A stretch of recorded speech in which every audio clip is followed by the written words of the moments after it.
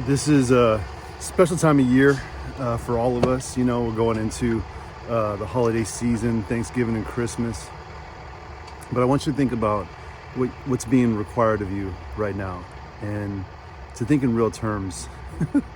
I took a photo with an amazing woman in my life, part of my wife's life forever, and 94-year-old lady, beautiful lady.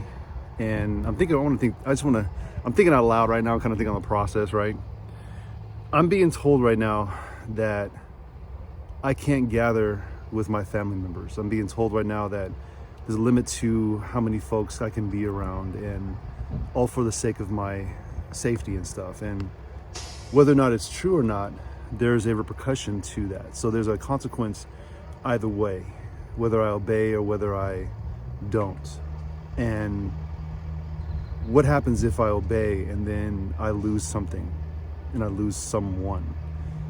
That's what has been happening with people who have substance abuse problems, people who have depression issues or anxiety issues, people who have real mental health stuff, that there are family members and friends who are losing people. Am I willing to take that for the sake of safety? Okay, am I willing to do it for the sake of safety? And what I'm being told is true, despite what CDC might say and all that. There's more going on here, and you've got to take the opportunity for yourself to make your own decisions. And I'm not going to sway you one other way. I know how I'm going to react, but you get to make that decision on your own. And remember, like when this whole thing was popping off back in April, May, I had people basically telling me that I wasn't taking any of this stuff seriously, that I was a jerk, and that I was doing the wrong thing, especially as a spiritual leader and stuff. And I basically told those people they can kiss my butt, because I saw the other side of this, and I'm living the other side of it. And I see where people are failing, because isolation, it may work for some, but it doesn't work for all. So the blanket prescription to keep everybody safe works for some people. It doesn't work for all people, and it's caused definite harm here. And in that, I want you to get a grip on yourself, because you might get told that you're a bad person for making decisions on your own. Because remember, like, it's right now, the language of the collective is what's become more important, not the individual. The individual makes decisions obviously for themselves, but you're being told that if you're not aligning with the collective, that you're a bad person. Even knowing what that language actually is, we as Americans have been completely desensitized and made ignorant to the truth of these things. If you don't know where collective comes from, where that language comes from, you need to just do a little quick study on it, because it'll actually lead you to understand what's been happening and what we've been living through this last year. So what's your next move? What's your next step?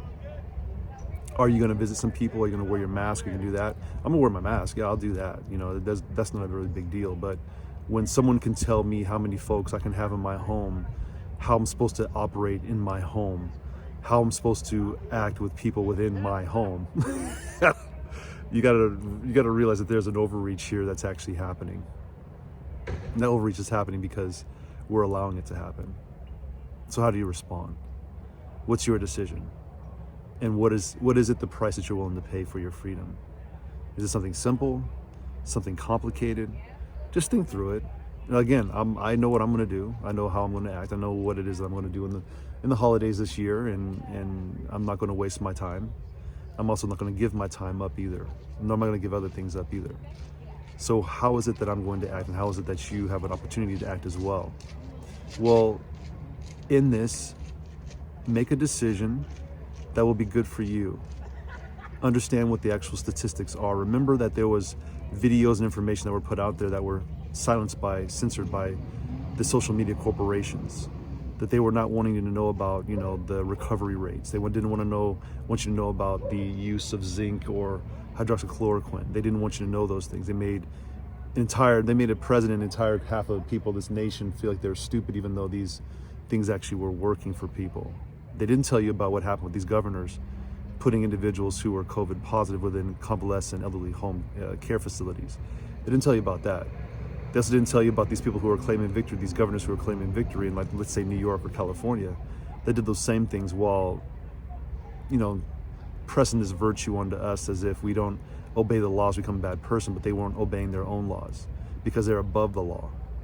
You and I are living in this crazy, interesting time where you see folks who are willing to do things for themselves, but they're not willing to do those things for other people.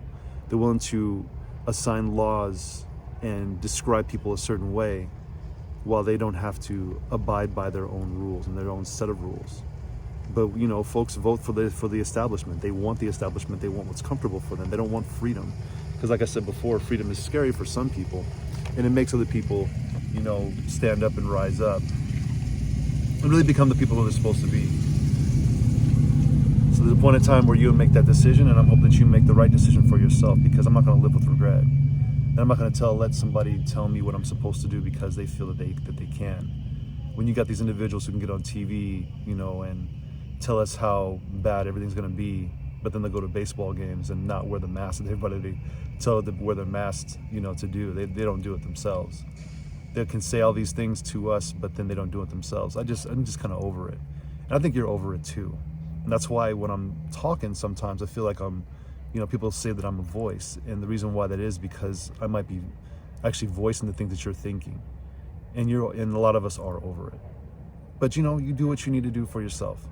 I know that I decided, me and my wife, we couldn't go on vacation to Hawaii because of all the lockdowns and shutdowns.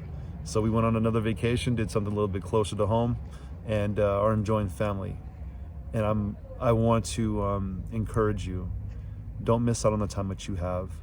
Take your time seriously. Do what you need to do to protect yourself. You know, wear your mask, whatever. But when folks try to dictate to you what you need to do at home from that TV, remember that you are a person on that couch that makes the decisions on your own. And if somebody wants to make you feel bad for making those decisions, you can just tell them, give them a piece of your mind, and don't be afraid to, because people don't have the ability to dictate what they can tell you what to do, force upon you in your communities, with your churches and stuff, without there actually being repercussions to us as the average American person.